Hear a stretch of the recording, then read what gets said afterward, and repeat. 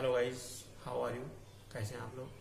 आज का मेरा टॉपिक है ह्यूमन एक्सक्रीटरी सिस्टम, मनुष्य का उत्सर्जी तंत्र, जो क्लास 10th के बच्चों के लिए बहुत इंपॉर्टेंट है। ध्यान से देखेंगे। मनुष्य के शरीर में प्रमुख नाइट्रोजनी वेस्ट मटेरियल जो होता है उसको शरीर से बाहर निकालना बहुत आवश्यक होता है, नितांत आवश्यक होता है। और उसी श्रेणी में मनुष्य के शरीर के जो अंग इस वेस्ट पदार्थों को शरीर से बाहर निकालने में अपना योगदान देते हैं उन्हीं को प्रमुख उत्सर्जी तंत्र कहा जाता है। वैसे तो सामान्य तौर पे अगर हम देखें तो मनुष्य के शरीर में त्वचा भी एक तरह का उत्सर्जी तंत्र का ही कार्य करती है और नाक हमारी भी उत्सर्जी तंत्र का ही कार्य करती है। लेकिन सबसे प्रमुख उत्सर्जी तंत्र हमारा जो है वो किडनी है, वृक्क है। तो मनुष्य के शरीर में एक जोड़ी वृक्क पाया जाता है, उदर गुहा के अंदर ये स्थित होता है और मेरुरज्ज के दोनों तरफ पाया जाएगा और 2 होता है संख्या में। और इसकी संरचना के बारे में हम अध्ययन करने जा रहे हैं, आपको बताएंगे। मनुष्य का जो वृक्क होता है, एक वृक्क की बात मैं करने जा रहा हूँ। इसकी लंबाई ये लगभग सेम, हम ऐसे कह सकते हैं, मनुष्य का जो वृक्क होता है ये देखने में सेम के बीज के जैसा नजर आता है, सेम के बीज के जैसा होता है देखने में।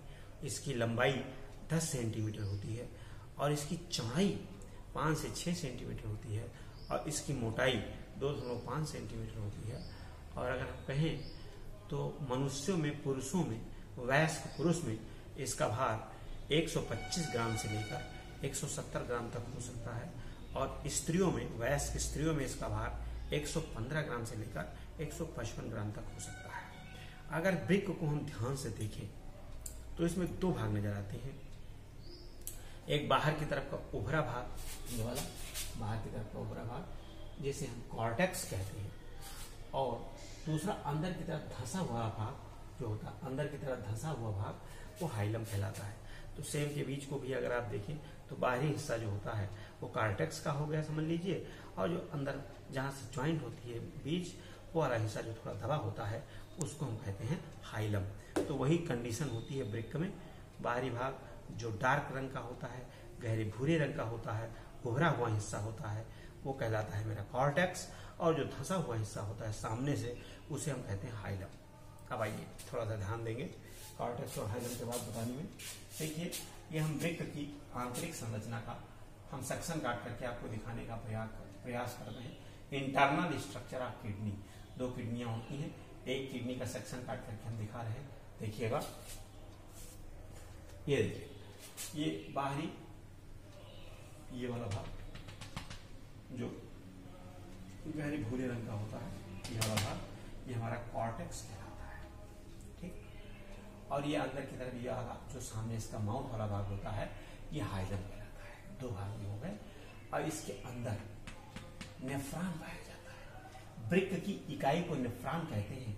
एक वृक्क में कम से कम 10 लाख से अधिक नेफ्रॉन होते हैं। तो वृक्क की यूनिट, वृक्क की इकाई नेफ्रॉन हो गई, और एक वृक्क में नेफ्रॉनों की संख्या 10 लाख से अधिक होती है। अब देखिए, अब करना क्या है।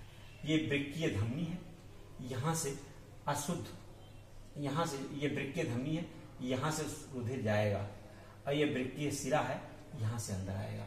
तो इम्प्योर ब्लड जिसमें यूरिन वगैरह मिली होती है, वो क्या होता है, वृक्कीय सिरा के द्वारा वृक्क के अंदर प्रवेश करता है। और वृक्क की इकाई नेफ्रॉन कहलाती है। नेफ्रॉन, एक नेफ्रॉन की संरचना हम अभी आपको अलग से दिखाते हैं। वृक्क की इकाई नेफ्रॉन को कहते हैं, वृक्क की इकाई को नेफ्रॉन कहते हैं। एक वृक्क में 10 लाख से अधिक नेफ्रॉन पाए जाते हैं और उसमें अशुद्ध रुधिर जाकर के भर जाता है।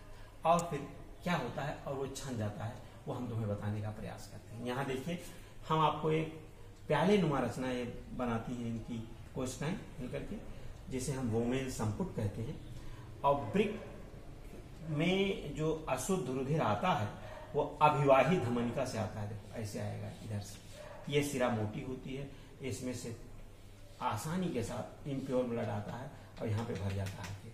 अब यहाँ पे जो नसें होती हैं, यहाँ पे जो ये सिरा होती है, ये बार बार ऐसे फोल्ड हो जाती है, फोल्ड होकर के एक गुच्छे जैसा संरचना बना लेती है, जिसे हम कोशिका गुच्छ कहते हैं। और इसके बाद ये नली जब आगे जाती है, जिसे अपवाही धमनिका कहते हैं, इस पतली हो जाती है, सकरी हो जाती है। अब दिमाग लगाने वाली बात है, यहाँ पर आके अशुद्ध रुधिर भर जाएगा इम्प्योर, जिसमें यूरिया होगी, यूरिन होगी और ब्लड होगा, या आकर यहाँ भर जाएगा। अब हमको पता है कि यूरिया जो हमारा है या जो हमारा यूरिन है वो विभिन्न प्रकार के साल्ट और यूरिया का जल के साथ वो हमारा क्या कहते हैं, हाँ वास्तविक विलयन है।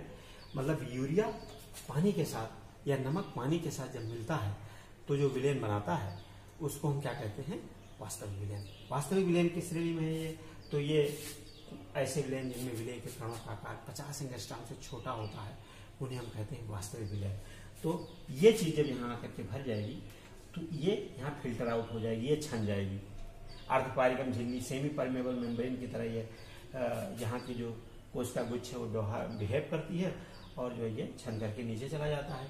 आपको पता है ऐसे सोल्यूशन, ऐसे विलयन जिनमें विलय के कणों का आकार 50 एंगस्ट्रॉम से बड़ा और 2000 एंगस्ट्रॉम से छोटा होता है उन्हें हम कोलाइडल सोल्यूशन कहते हैं। तो रुधिर हमारा एक तरह का कोलाइडी सोल्यूशन होता है, कोलाइडल विलयन होता है। तो ये यहाँ की जो कोशिका गुच्छ है उससे वो नहीं छनता है, वो छनेगा नहीं और यहाँ से यूरिन अलग हो जाएगा और यूरिन छनने के बाद यूरेटर से निकलेगा, मूत्रवाहिनी के द्वारा मूत्राशय में जाकर के भर जाएगा और यहाँ से ये रुधिर हमारा आगे बढ़ेगा। अब आगे यहाँ अपवाही धमनिका से होकर आगे जाएगा, यहाँ ज्यादा आसानी के साथ, यहाँ ज्यादा फोर्स के साथ ब्लड यहाँ इम्प्योर ब्लड इसमें आके भर जाता है और जब यहाँ से आगे बढ़ेगा तो ये नली पतली हो जाती है, इसलिए दाब के साथ आगे बढ़ता है तो यहाँ पे फिल्ट्रेशन आसानी से हो जाता है और जो है यूरिन ब्लड से छन करके अलग हो जाता है और यही आर्निथिन चक्र द्वारा यूरिया का संश्लेषण भी होता है।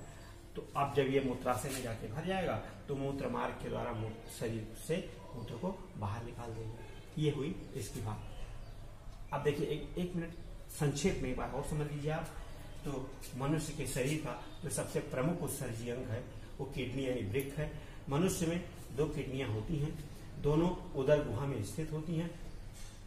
अब आइए वृक्क की अगर हम किसी एक वृक्क की लंबाई देखें तो ये 10 सेंटीमीटर लगभग इसकी लंबाई होती है, यहाँ से यहाँ तक की इसकी लंबाई 10 सेंटीमीटर है और इसकी स्वस्थ मनुष्य की बात हो रही है और इसकी चौड़ाई 5 से 6 सेंटीमीटर होती है, इसकी मोटाई 2.5 सेंटीमीटर होती है। इस वृक्क को यानी किडनी को ध्यान से देखें तो गहरे भूरे रंग का उभरा हुआ भाग कार्टेक्स कहलाता है, अंदर की तरफ दबा हुआ भाग हाइलम कहलाता है और इसमें देखिए ये प्याले नुमा रचना अंदर नजर आती है, इस भाग को हम मेडुला भी कहते हैं। इसमें वृक्क की यूनिट यानी इकाई नेफ्रॉन कहलाती है।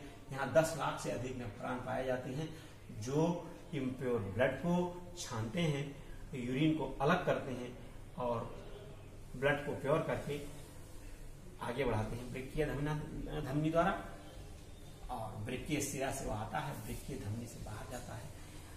अब सेक्शन काट करके हमने आपको दिखाया और हमने आपको बताया कि केश